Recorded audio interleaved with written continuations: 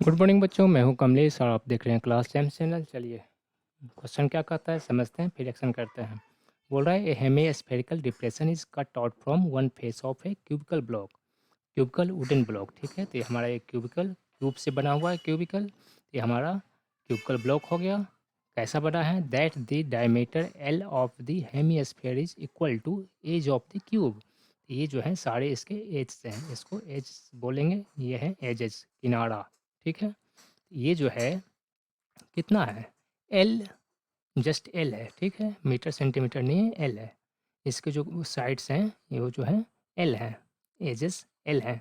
और उतना ही क्या है इसका हेमिस्फेयर का, जो हेमिस्फेयर जो वुडन ब्लॉक काटे हमने उसी उसी का जो है डायमीटर है। क्लियर है?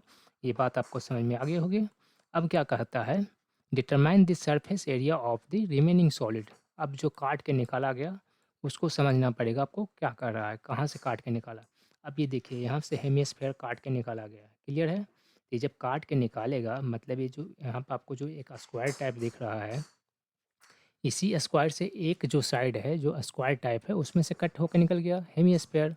ठीक है, मतलब कि बचा क्या? अब ये जो क्यूब की बात करो आप, तो क्यूब में कितने होते हैं? क्यूब में टोटल साइड्स कितने होते हैं? 6 होते हैं। 6 में से एक साइड से इसको काट के निकाला गया है, मतलब जो सही वाले सॉलिड साइड्स हैं कितने बच गए? 6 - 1, 5 साइड्स। अच्छा, ये 5 साइड्स बच गए।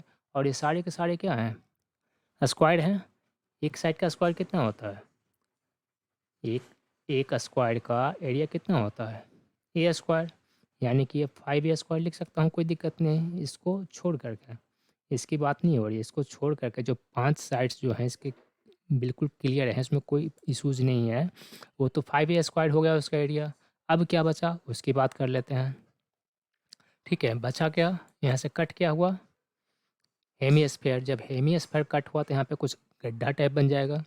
ठीक है, गड्ढा बनने का मतलब क्या है? ये जो एरिया है पूरा काउंट नहीं होगा। काउंट क्या होगा?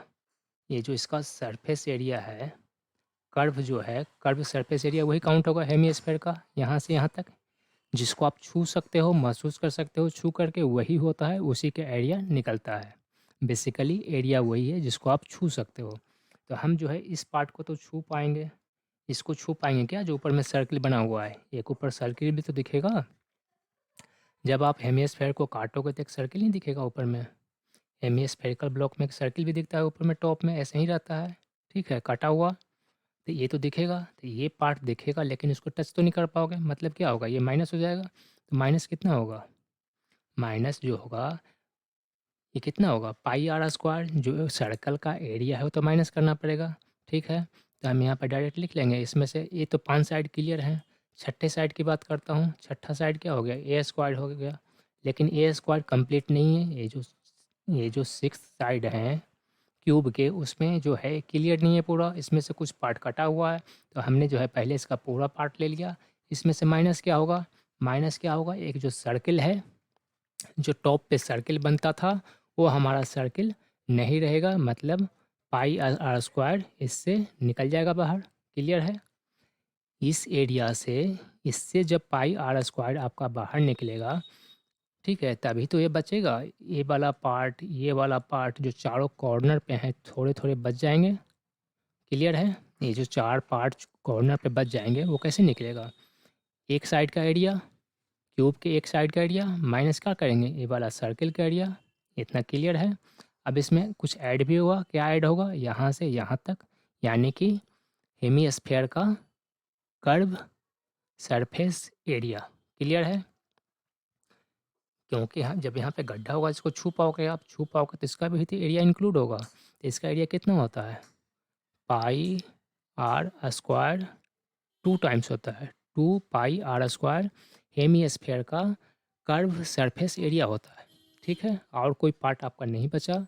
ये हमने 5 जो है साइड्स इंक्लूड कर लिए। ये 5 साइड्स हो गए हमारे किसके? क्यूब के। प्लस जो छठा साइड है हमने सेपरेटली लिख लिया। क्यों? क्योंकि इसमें से एक हेमिस्फेयर काट करके निकाला गया है, तो हमने तो पूरा तो लिख लिया। लेकिन इसमें क्या माइनस होगा? माइनस होगा जो ऊपर एक सर्किल होगा हेमिस्फेयर में, उसको हम टच नहीं कर पाएंगे। मतलब ये एरिया यहाँ पे खाली हो गया, तो हमने माइनस कर दिया पाई आर स्क्वायर।